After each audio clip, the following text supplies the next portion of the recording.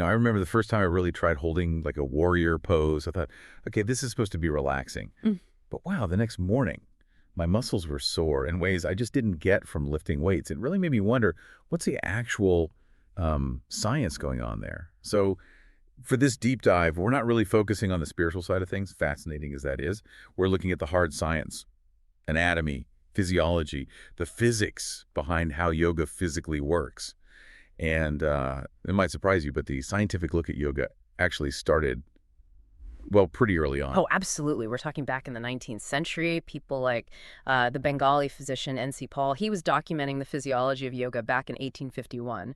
And then, early 20th century pioneers jumped on that, setting up institutes specifically to find real scientific and medical evidence for these practices. Okay, so let's break that down from just a pure physical mechanics view. Yeah. When we're holding a pose, an asana, what's actually happening with our muscles? Well, it's this really interesting mix. You definitely have isotonic activity. That's when the muscle, shortens under a load, like movement. But yoga involves a lot of isometric activity, too. That's the holding still under load, sustained, static effort. And that isometric part, it's really key for building actual measurable muscle strength and endurance. Right, okay.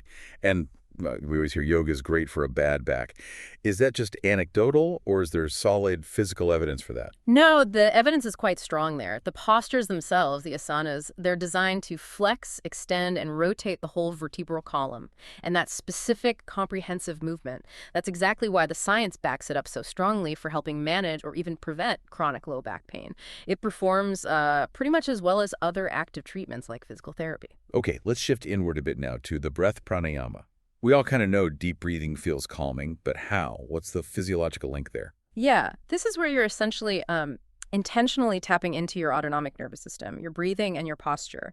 They're directly connected through the diaphragm. So by practicing that quiet, controlled breathing, you're basically sending signals to your nervous system to slow the heart rate, reduce blood pressure, and that leads directly to that feeling of calm. And there's that specific technique, right, where you count the exhale to be like twice as long as the inhale. Maybe breathe in for 2, out for 4. Exactly. And this actually leads to a fascinating scientific point about CO2 and oxygen that most people get wrong.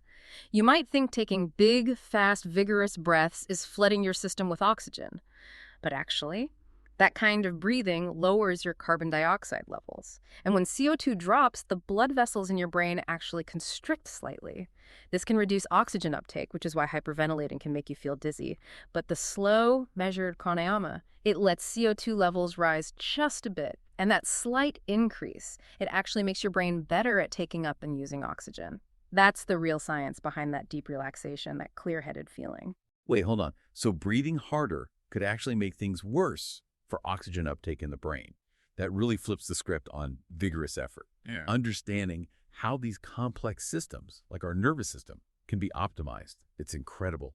Speaking of optimizing complex systems, this deep dive is sponsored by Silk. If you're looking at ways to optimize your business, maybe through AI training, automation, software development, or even just figuring out where AI agents could have the biggest impact, you should check them out. They really specialize in that kind of integration and finding those high-impact areas. Find them at embersilk.com. Okay, so moving back to yoga as, well, exercise. Is it actually a real workout? We can measure this with Matisse, right? Metabolic equivalent of task. Yeah. What do those numbers tell us? Right. Mentees basically measure how much energy you're using compared to just resting.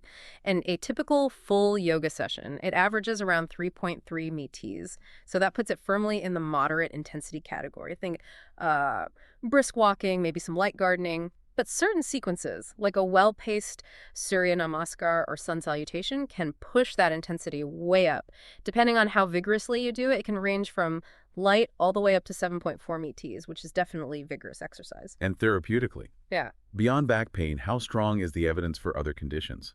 It's certainly strong for yoga as a safe and effective additional therapy, especially for chronic low back pain, like we said, but also for managing stress and symptoms of depression. The evidence there is pretty compelling, but, and this is important, we need to be critical. Reviewers always point out the need for more consistently high-quality studies across the board, and we absolutely have to dismiss the old pseudoscience claims, like the idea that doing a forward bend somehow squeezes toxins out of your liver. That's just, well, it's unfounded. Right, stick to the verifiable effects. Exactly. And maybe a final thought on stress relief. Think about the final pose, Shavasana, corpse pose. Oh. That feeling of deep relaxation isn't just subjective, it's physiologically measurable. The activity levels in almost all your muscles and the motor neurons firing them drop significantly. You're essentially forcing a relaxation response chemically and electrically. Everything quiets down, except, crucially, the diaphragm, keeping you breathing. Wow. A kind of forced physical calm. That's Yeah. a really profound takeaway. Even stillness is an active command to switch off. Well, thank you for guiding us through this fascinating deep dive. And thank you for tuning in. If you enjoyed this, please do subscribe to the show. And hey, if you have a moment, maybe leave us a 5-star review. It honestly really does help get the word out. Thanks again.